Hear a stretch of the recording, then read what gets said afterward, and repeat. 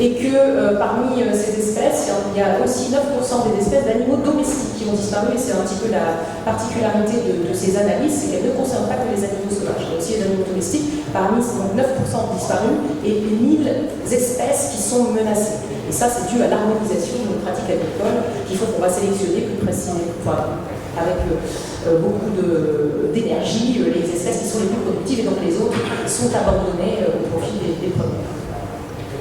Voilà, et en ce qui concerne la forêt, on a déjà 100 millions d'hectares de forêt tropicale. Donc là, les chiffres sont un peu anciens, 82 000. Donc ça veut dire que c'est bien pire depuis, mais ils n'étaient pas stabilisés, donc les scientifiques ne les ont pas affichés. Donc 100 millions d'hectares de forêt tropicale qui ont disparu déjà. Donc c'est tout de même assez important.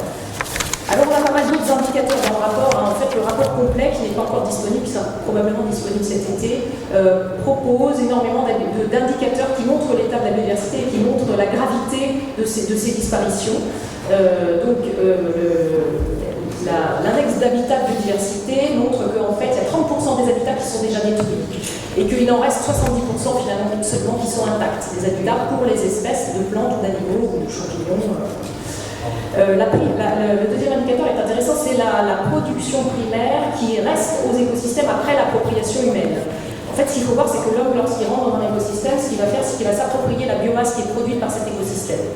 Et en fait, en réalité, il en prend entre 100% dans certains cas. Par exemple, quand vous avez un champ complètement nu avec de la terre nue, il y a 100% de la biomasse cultivée, produite par l'écosystème qui est accaparée par l'homme, jusqu'à environ une vingtaine, une dizaine de pourcents. Et ce qu'il faut savoir, c'est que les écosystèmes, ils ont un niveau d'équilibre. Et si vous prélevez plus de 40% de la biomasse d'un écosystème, en fait, ils vont passer dans un autre état d'équilibre, en fait, ils vont subir un effondrement. Voilà. Donc ça, c'est ce que disent les scientifiques. Et donc la conclusion de tout ça, c'est que depuis 40 ans, l'homme consomme annuellement plus que la Terre produit. La Terre annuellement produit une certaine quantité de biomasse, et depuis 40 ans, nous sommes globalement, au niveau mondial, c'est pas au niveau des pays, puisqu'en France c'est bien pire, parce qu'on a 2,3 planètes, je crois, mais au niveau mondial, on est déjà à 1,6 planètes. Ça veut dire qu'en fait, on est en train d'éroder notre capital naturel, ça a été dit lors des présentations de la journée, et que du coup, il faut absolument se poser la question, mais elle a été posée aujourd'hui, des générations futures, qu'est-ce que nous allons leur laisser, et est-ce que nous avons le droit de leur laisser moins que ce que nous avons eu, ce dont nous avons bénéficié. Ça, c'est une vraie question, et je pense que le droit doit s'approprier cette question absolument. Alors maintenant, on va passer aux pressions. Alors, pourquoi est-ce que ça diminue finalement? Pourquoi est-ce qu'on est dans un état aussi catastrophique depuis, donc je vous ai dit, ça s'est accéléré depuis 40 ans, on a un taux d'extinction qui est de 100 fois à 1000 fois supérieur au taux d'extinction qui est constaté au temps géologique. C'est parce qu'en fait, malgré cette connaissance scientifique, on a continué à augmenter les pressions. Et donc on a augmenté les pressions, 5 facteurs qui s'appellent des facteurs directs. Donc c'est les 3 petites flèches multicolores au milieu, avec les 5 facteurs de pression qui sont répartis par type d'écosystème en fonction de leur poids respectif. Donc le premier facteur de pression en bleu marine, c'est le changement d'affectation des terres. Quand, par exemple, vous déforestez de la forêt pour faire de l'agriculture ou pour faire une ville, ou d'ailleurs pour faire une forêt, une plantation, c'est-à-dire pas une forêt mais par exemple une plantation de peupliers, avec une monoculture de peupliers. Ça, c'est du changement d'exploitation des terres. Évidemment, ça détruit les habitats, c'est extrêmement efficace pour se débarrasser de la biodiversité. La deuxième pression, c'est l'exploitation directe des espèces. La pêche, par exemple, c'est l'exploitation directe. Mais vous pouvez avoir aussi l'exploitation directe quand vous produisez du bois, par exemple, vous extrayez, vous coupez l'arbre, donc vous exploitez directement l'espèce en question. La troisième, c'est le changement climatique. La quatrième, c'est la pollution. Et la cinquième, c'est les espèces invasives dont l'homme favorise le déplacement. Et à partir de ces facteurs indirects, vous avez énormément de facteurs directs, vous avez énormément de facteurs indirects, et ce sont ceux qui sont en grisé à gauche. Donc la démographie, les aspects socioculturels, donc l'utilisation de la biodiversité à des fins socioculturelles, l'économie évidemment, la technologie qui met une forte pression sur la biodiversité, mais également les institutions et la gouvernance qui par leur action vont favoriser ou non la destruction de la biodiversité, et évidemment les conflits et les épidémies qui sont défavorables de manière générale pour la biodiversité. Donc à côté, à droite, vous avez encore un certain nombre d'indicateurs qui permettent en fait de regarder où en est l'état de la biodiversité au niveau mondial. Je n'y reviendrai pas parce que j'en ai déjà parlé précédemment.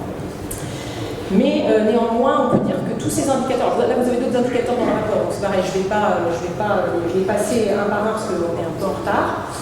Mais ce qu'il faut voir, c'est que bon, ça permet de piloter, c'est un peu comme dans un cockpit d'avion. Je pense que les décideurs ont assez maintenant de données pour pouvoir piloter correctement. Et tous ces indicateurs sont quand même assez unanimes. Ils montrent que la croissance infinie comme objectif, qui reste la voie politique majoritaire, n'est quand même pas une voie durable. Et il faut qu'on sorte de ce paradigme. Ça devient important.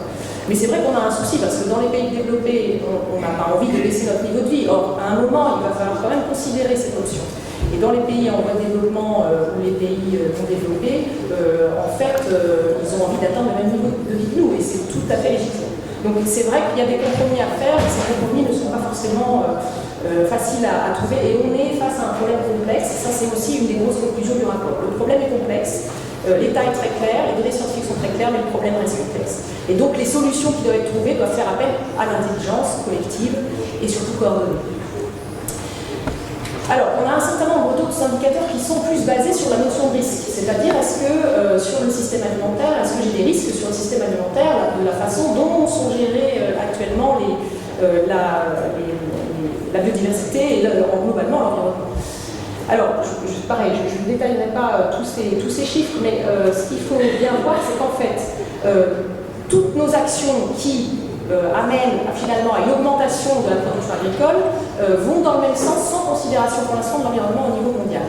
Même si, ponctuellement, on peut avoir quand même des considérations qui commencent à monter en puissance.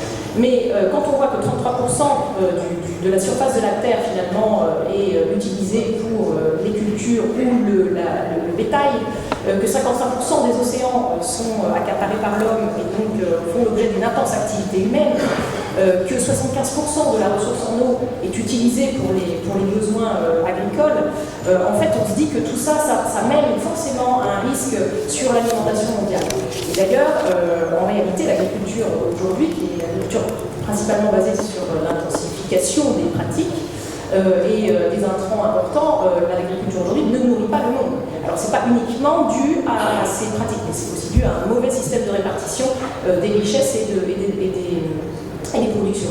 Mais néanmoins, cette agriculture-là n'arrive pas à nourrir le monde. Un rapport récent de la FAO il y a quelques années avait dit qu'il n'y avait que l'agriculture familiale et locale de proximité qui réussirait à nourrir le monde, et je pense que le rapport là a réussi à démontrer que scientifiquement c'était exact. Ce qu'on fait également lorsqu'on utilise l'agriculture trop intensive, c'est qu'on va finalement se priver d'un certain nombre de services rendus par la biodiversité, des services dits écosystémiques. C'est le cas de la pollinisation, on en a beaucoup parlé. C'est vrai que dans certains pays, comme en Chine ou en Inde, il n'y a plus de pollinisateurs et donc ils sont obligés de polliniser à la main. Ça a un coût énorme. C'est-à-dire qu'en fait, lorsque vous détruisez la biodiversité, parce que vous choisissez une voie qui, à court terme, peut paraître un peu plus rentable, finalement, à long terme, vous êtes dans une voie finalement qui, à long terme, n'est pas du tout rentable. Et là, on voit qu'on a jusqu'à 577 milliards de dollars annuellement qui sont à risque à cause de la perte des pollinisateurs au niveau mondial. Donc c'est quand même un chiffre qui devrait faire réfléchir un certain nombre de politiques. Alors, sur le changement climatique, donc le changement climatique est très lié à la biodiversité, déjà parce qu'il y a des interrelations qui font que, à la fois, le changement climatique a un impact très important sur la biodiversité. Vous avez là quelques chiffres, que 47% des mammifères, qu'un quart des animaux, des oiseaux, pardon, sont menacés par le changement climatique et seront affectés négativement par une augmentation des températures.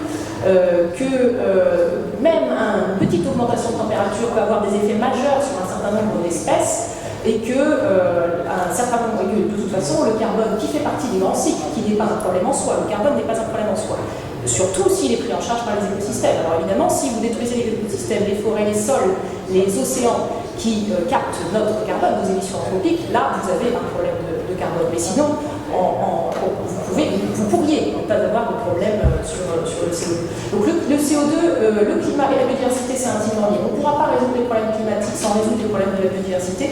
L'un va aggraver l'autre et on va finir par avoir une spirale qui sera dans laquelle on ne pourra pas faire marche arrière.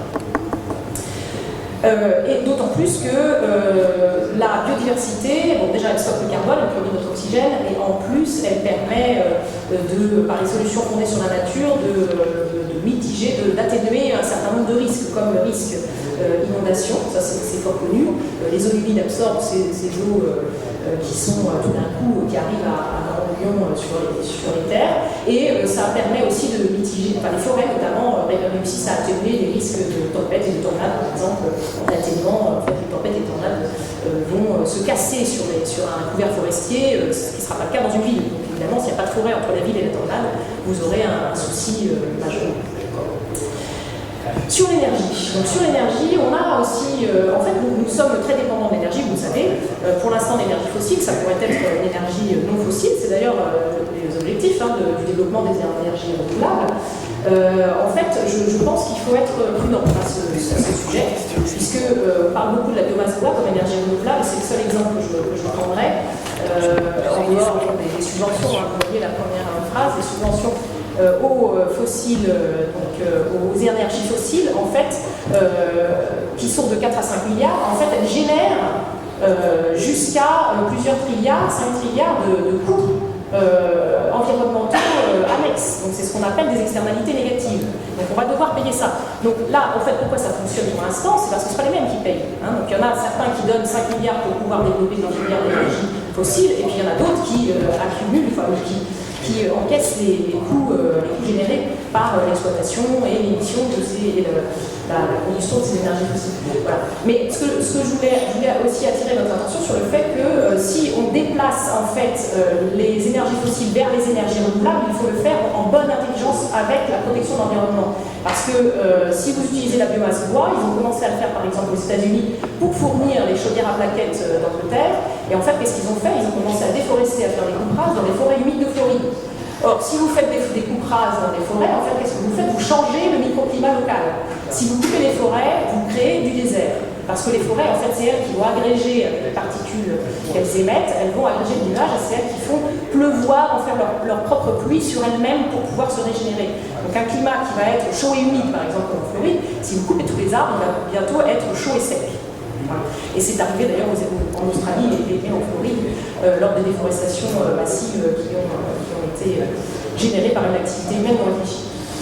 Je me dépêche parce que je crois que je suis très en retard. Alors, sur les pollutions, vous connaissez tout ça par cœur, j'imagine, on va passer assez vite. La santé humaine, il y a aussi un risque extrêmement important entre la biodiversité, la baisse de biodiversité et la santé humaine, puisque déjà on dépend de la biodiversité pour notre médication, et de plus en plus de recherches montrent qu'il y a un lien très fort entre la santé physique, la santé mentale et l'accès aux espaces verts, l'accès à la biodiversité. Donc c'est quelque chose qu'il faudra aussi prendre en compte assez rapidement. Donc là, 3 diapositives très rapides pour vous montrer. En fait, regardez les flèches bleues marines qui descendent ou qui montent d'ailleurs. Vous en aurez 3 qui montent. Vous verrez lesquelles montent. Quand ça descend, c'est que vous perdez le service écosystémique. Donc les services écosystémiques rendus par la biodiversité, c'est à la fois, donc pour les premières, par exemple, la pollinisation, donc la deuxième, la régulation de la qualité de l'air, la régulation de la qualité de l'eau, la régulation du climat. Donc tout ceci descend de manière dramatique, ou descend mais de manière un peu moins dramatique, et vous en avez que 3 qui montent, et en fait c'est la production, c'est-à-dire la production de bois, d'énergie et de matériaux. Pourquoi? Parce que toute l'activité humaine et toute l'énergie de l'homme a été en fait concentrée sur l'augmentation de cette production. Donc on a réussi, c'est un vrai succès en fait, on a réussi à augmenter la production agricole, à augmenter la production de bois, etc. Mais c'est au détriment de tous les autres services écosystémiques. Et donc on est en train de se créer un monde où on aura beaucoup plus de pollution de l'air, de l'eau, des sols, mais on aura à manger. Et on mourra plus tôt, etc. La qualité de vie, l'espérance de vie commence à diminuer du fait de cette pollution généralisée de l'environnement. Et la biodiversité peut prendre en charge cette pollution, notamment dans les sols, sauf si elle est plus là. Et c'est un peu la conclusion du rapport. Donc le rapport dit aussi que sur les objectifs, les grands objectifs internationaux sur lesquels énormément d'États se sont engagés, donc à la fois les objectifs d'Aichi et les objectifs de développement durable, en fait, on ne pourra pas atteindre les objectifs de développement durable si on ne préserve pas la biodiversité. Ça, c'est extrêmement précis dans le rapport. Et en fait, ça correspond à 80% des objectifs de développement durable qui ne pourront pas être atteints si on ne préserve pas la biodiversité.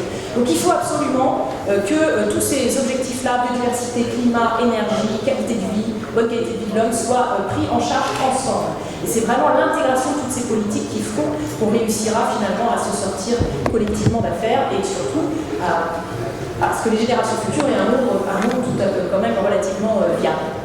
Voilà, je vais passer assez vite. Il y a des scénarios aussi globaux, j'ai pas le temps. Donc le rapport en fait conclut une seule chose, c'est qu'on a besoin de changements transformationnels. Il ne s'agit pas simplement de changer un tout petit peu de voie ou de faire un tout petit pas de côté. Non, non. Il faut changer complètement notre façon de consommer, il faut changer notre façon de gérer nos déchets, parce que pour l'instant, alors je ne vais pas détailler dans les pollutions, mais il y a énormément de déchets qui ne sont pas gérés, 70% au niveau mondial, et donc une grosse partie des déchets qui terminent dans l'océan, avec des conséquences dramatiques, notamment sur les microplastiques, les gros-déchets physiques, et que de toute façon, ces changements transformatifs, c'est... là, du coup, les scientifiques ont fait leur boulot, en fait, en quelque sorte, si j'ose dire. Et donc, maintenant, c'est aux politiques et aux juristes, peut-être. Donc, moi, je suis contente de voir que, finalement, vous avez un gros levier d'action. D'ailleurs, c'est marqué dans le rapport. Hein, vous avez votre ligne à la fin de ce petit schéma, là, sur la gauche. Vous avez votre petite case. Donc, la loi peut aussi être utilisée. Et je pense qu'à un moment, il faut passer sur des normes contraignantes. À un moment, il faut y aller, pas sur toutes les questions, mais sur une grande partie d'entre elles. Et donc, les conclusions du rapport, si je peux juste mettre ça comme dernière diapositive, en fait, elles sont de deux types. Les conclusions des scientifiques, c'est la conclusion qui est en haut, qui conclut qu'en fait, maintenant, nous avons les données scientifiques, elles sont établies par 132 pays, elles ne sont pas contestables pour la majorité d'entre elles, puisqu'il y a plus de 150 scientifiques et 15 000 publications qui ont été analysées pour pouvoir dire ceci. Je pense que personne ne peut se targuer d'avoir quelque chose qui vienne contrecarrer ça. Il faudrait qu'ils fassent le même travail, et je lui souhaite bon courage. Et que, ensuite, la deuxième chose qui a été très importante et qui a été dit par Sir Robert Watson, qui est cher de l'IPBES, qui a terminé son mandat cette année, c'est que les changements transformatifs vont générer des oppositions. Donc on le sait, ça va générer des oppositions, mais les oppositions ne devraient pas nous arrêter pour aller vers un vrai développement humain. Voilà. Je vous remercie.